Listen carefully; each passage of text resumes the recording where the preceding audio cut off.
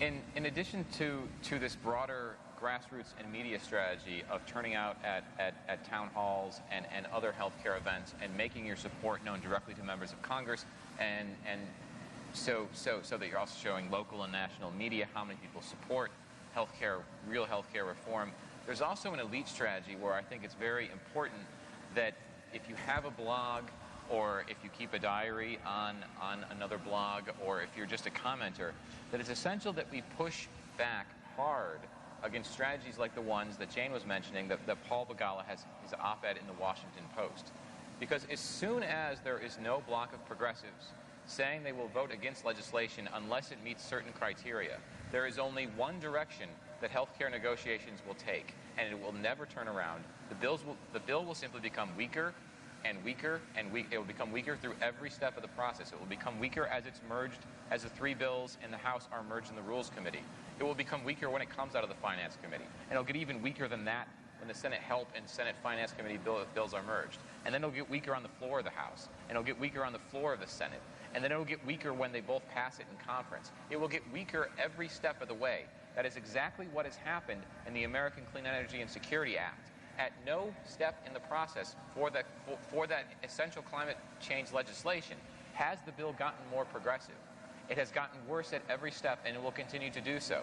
Tom Harkin, who is chairing one of the Senate committees that has oversight over the ACES, has already said he will incorporate every single concession that was made to Colin Peterson and other blue dogs in the House of Representatives as the starting point for his bill in the Senate.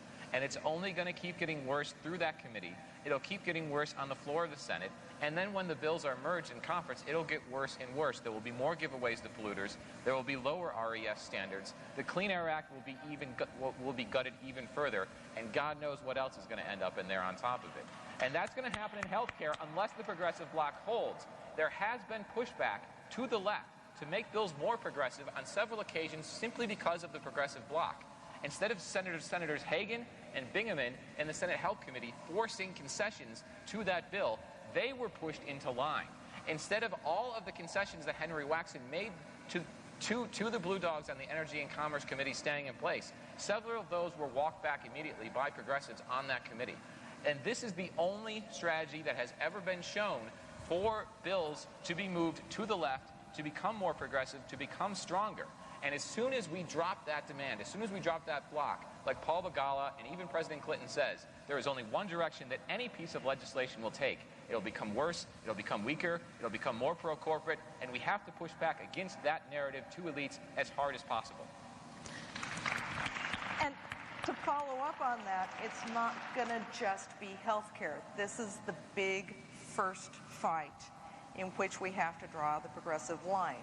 If we fail here, then it's going to be the rest of this term and next term where we keep losing on progressive issues.